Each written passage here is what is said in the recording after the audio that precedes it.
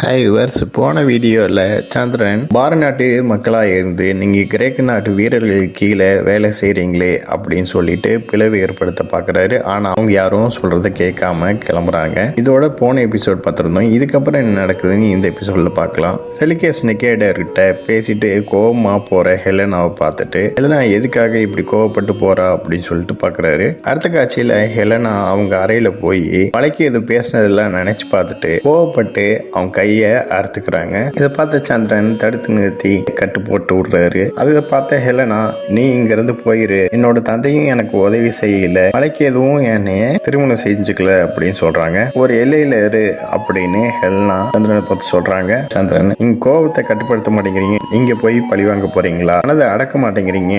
இதுக்கு ஹெலனா, என் தந்தை உதவி செஞ்சு மலைக்கேதுவை தண்டிப்பாருன்னு நினைச்சேன், ஆனா அவர் எனக்கு உதவி செய்யல. மலைக்கேதுவை யார் தண்டிக்கிறது, எனக்கு யார் உதவி செய்யறது அப்படின்னு சந்திரன்ட்ட சொன்ன உடனே சந்திரன், உங்களுக்காக நான் பழி வாங்குறேன் அப்படின்னு சொல்றாரு. நீ எனக்கு எப்படி உதவி செய்வ, நீ ஒரு தனி வீரனா இருக்கிற, நீ எனக்காக உதவி செய்வியா? நான் நிறைய தடவை சொல்லியிருக்கேன், நீ யோசனை பண்ணிட்டு பேசு அப்படின்னு நான் சொல்லியிருக்கேன் அப்படின்னு ஹெலனா சொன்ன உடனே, நான் யோசிச்சுட்டு தான் பேசுறேன், நான் தனி வீரனா இருக்கிறேன், ஆனா நான் கூடிய சீக்கிரத்துல மகத சக்கரவர்த்தி ஆயிடுவேன் அப்படின்னு சந்திரன் உண்மையை சொல்றாரு. அவரோட திட்டத்தை சொல்றாரு. இதை கேட்ட ஹெலனா, நீ மகத சக்கரவர்த்தி ஆகுவேனா, நீயே போய் அந்த நந்தினியை திருமணம் செஞ்சுக்கலாம்ல, நம்பிக்கை துரோகம் செஞ்சா எப்படி இருக்கும்னு மலைக்கேதுக்கும் புரியும், நானும் பழி வாங்கின மாதிரியும் இருக்கும் அப்படின்னு சொல்றாங்க. இதை கேட்ட சந்திரன், அந்த பெண்ணை நான் விரும்பல, திருமணம் செஞ்சுக்கவும் நான் நினைக்கல, அப்படி செஞ்சா என்னோட குருவுக்கு நான் கொடுத்த வாக்கும் நிறைவேறாது அப்படிங்கிறாரு. என்னோட குறிக்கோளே மகதத்தோட சிம்மாசனத்தை அடையிறதும் நந்தனை அழிக்கிறதும் தான். இது மட்டும் இல்ல,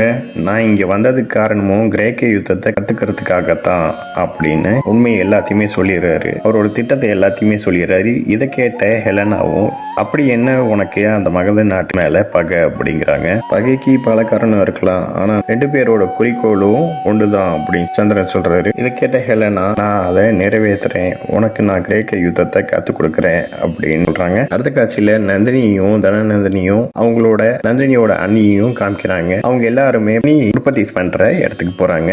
நந்தினியை அங்க இருக்கிற ஒரு புடவை கடைக்கு போறாங்க. அங்க இருக்கிற புடவையை ஒவ்வொன்றும் பார்த்துட்டு, இந்த புடவையில யார் செஞ்சதுன்னு கேட்குறாங்க. நான் தான் செஞ்சேன் அப்படின்னு சொல்லிட்டு அங்க இருக்கிற ஒரு பொண்ணு சொல்றாங்க. உன்னோட பேர் என்ன அப்படின்னு நந்தினி கேட்ட உடனே, என்னோட பேர் வைஷாலிங்கிறாங்க. அந்த நேரத்துல அவங்க அண்ணி வந்து, எதோ பிடிச்சிருக்கா இந்த புடவையில, இல்ல வேற கடைக்கு போலாமா அப்படின்னு கேட்கறாங்க.